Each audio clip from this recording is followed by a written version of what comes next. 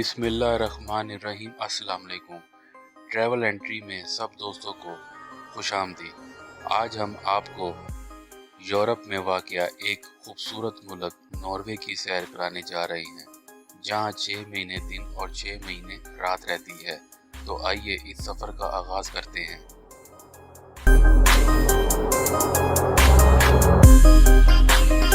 बहुत से लोगों के लिए नॉर्वे तेल और पहाड़ों के मुतरादिफ है। डरामाई और खूबसूरत मनादिर के साथ साथ जनूब के साहिलों और चट्टानों से लेके दरमियान में पहाड़ों और शुमाली केप में आधी रात के सूरज तक, नॉर्वे पहाड़ी सिलसिलों, बहुत बड़े जंगलात, वसी खाली वसतों और सिर्फ 3% काबिल काश ज़मीनों का मुल्क है।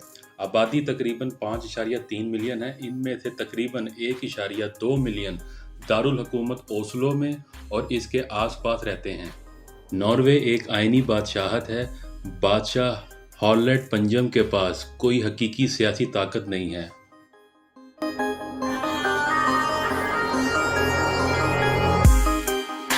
और पार्लियामेंट आला तरीन अथॉरिटी है, अगरचे यूरोपीय यूनियन में नहीं है। नॉर्वे यूरोपीय इक़्तिसादी इलाके का हिस्सा है और नेटो का रुकन भी है। नॉर्वे की आबादी डेनमार्क के मुकाबले में कदरे कम है और ये बहुत बड़े रकबे पर फैला हुआ है। जनूब में लेडिसन से लेकर शुमाल में कैरिकेंस तक ओस्लो और इसके आसपास तकरीबन 1.2 मिलियन लोग रहते हैं। कौमी आमदनी का सबसे बड़ा जरिया ऑफशोर तेल और गैस का निकालना और बरामद करना है। दीगर अहम सनतों में माहीगीरी, स्टील, शिपिंग और सियाहत शामिल हैं। फी कस GDP 45,700 यूरो है। करेंसी नॉर्वीजन क्रोन है। नॉर्वे का एक वसी साहिल है और ये समंदर से घिरा हुआ है। लंबे होने के बावजूद ये ज़्यादा चौड़ा नहीं है। मनादिर मतनू हैं और इसमें गहरी वादियाँ और ऊंचे पहाड़ शामिल हैं। बुलंद तरीन चोटी गोल्ड होपिजन है जो सतह समंदर से 2,469 मीटर बुलंद है। नॉर्वे में स्वालबार्डर और जॉन माइन के जज़ाइर भी शामिल हैं। कुल रकबा 3,05,207 मुरबा किलोमीटर है। ज़ुबान नॉर्वीजन सामी प्लस केवन रोमानी और सेकंड रोमानी है। सरकारी कौमी ज़ुबान नॉर्वीजन है। मुनफरिद तौर पर इसकी 2 तहरीरी शक्लें हैं, मुकम्मल और नैनोरिस्क। दोनों को मसावी हैसियत हासिल है। नैनोरिस्क पर काम इस हकीकत के रद्द अमल के तौर पर एवर ऑसन के तहत शुरू हुआ। मुकम्मल ज़्यादातर तहरीरी डेनिस पर मबनी है। मुल्क में बहुत सी मुनफरिद बोलियों की अक्कासी करना था। नॉर्वे में आबो हवा मुख्तलिफ है जो मुल्क के साइज़ की अक्कासी करती है। शुमाल में फिनलैंड और रूसी सरहदों के करीब सर्दियां लंबी और बहुत सर्द होती हैं। जनूब में ये साहिली आबो हवा की वजह से हल्की होती हैं। नॉर्वे एक आइनी बादशाहत है और रियासती ताकत को पार्लियामेंट, काबीना और सुप्रीम कोर्ट के दरमियान तकसीम करता है। 1814 में आइन पर दस्तखत जदीद नॉर्वे के लिए एक अहम संगे मील था। हालांकि 1905 तक स्वीडन से मुकम्मल आज़ादी हासिल नहीं की गई थी। इकोनॉमिस्ट इंटेलिजेंस यूनिट ने 2019 में नॉर्वे को मुकम्मल जमहूरियत का दर्जा दिया। अभी हाल ही में फ्रीडम हाउस की freedom in the world report Norway को सियासी हकूक और शहरी आज़ादियों में से ज़्यादा पॉइंट से नवाजा है। नॉर्वे की स्वीडन के साथ एक तवील ज़मीनी सरहद है। इस मुल्क की सरहद शुमाल मशरिक में फिनलैंड और रूस से जा मिलती है, जिसका एक वसी साहिल बहरा ओकियानूस और बहरा बर्नेट्स से मिलता है। जैसा कि पहले जिक्र किया गया है, तवील साहिली पट्टी मुल्क की आबो हवा को मुतासिर करती है। साहिली नॉर्वे गीला और मुतदल है, जिसके अंदरून मुल्क तवील सर्दियों के साथ ठंडे और खुशक हैं। ताहम गल्फ स्ट्रीम की वजह से साहिली इलाके सर्दियों के मौसम में हल्के होते हैं और मुल्क के तमाम हिस्सों में हैरत अंगेज़ तौर पर गर्मियाँ हो सकती हैं। यहाँ मज़ीद जानिए कि नॉर्वे के मौसम से क्या उम्मीद रखी जा सकती है। कुदरती माहौल वाकई मतनू है। शुमाल यूरोप के सबसे ऊंचे पहाड़, पीछे हटते हुए ग्लेशियर और मशहूर एफजोर्ड्स ज़मीन की तज़ीन की ज़्यादातर वजाहत करते हैं।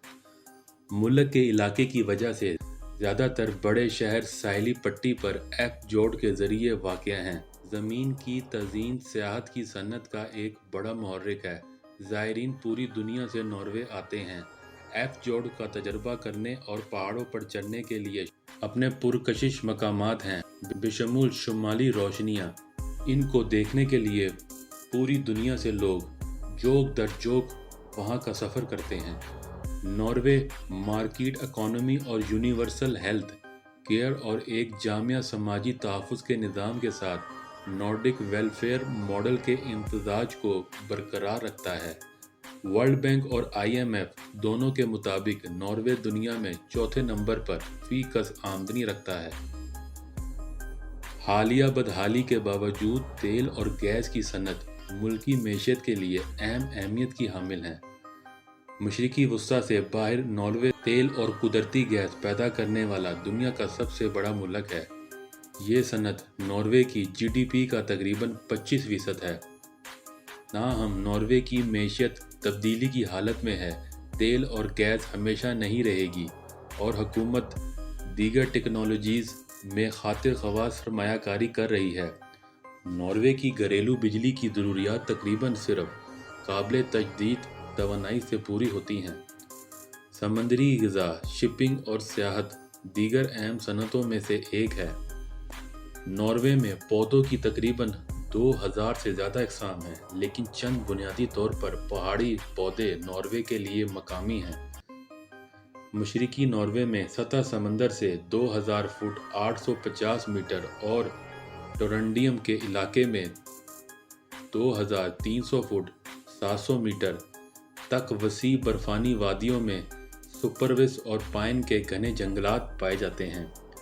ناروے کے زیادہ تر حصوں میں آبادی کا مرکز وراثت اور ظاہری شکل میں نارڈک ہے۔ 60 سے 70% کے درمیانی نیلی آنکھوں والے ہیں۔ جنوبی یورپ سے لوگوں کی آمد جنوبی مغرب میں زبردست رہی ہے۔ نارتھ میں اندازے کے مطابق 30,000 سے 40,000 سامی یعنی ملک کے باشندے کا تقریباً 9/10واں حصہ ناروے میں رہتا ہے۔ ناروے میں کبھی بھی ایسے زرعی دیہات نہیں تھے جو یورپ میں کہیں اور عام ہیں۔ ملک کے زیادہ گنجان آباد علاقے نقل و حمل کے چوراہے کے آس پاس پروان چڑھے ہیں، جہاں سے لوگ شہروں اور مضافات میں منتقل ہو گئے ہیں۔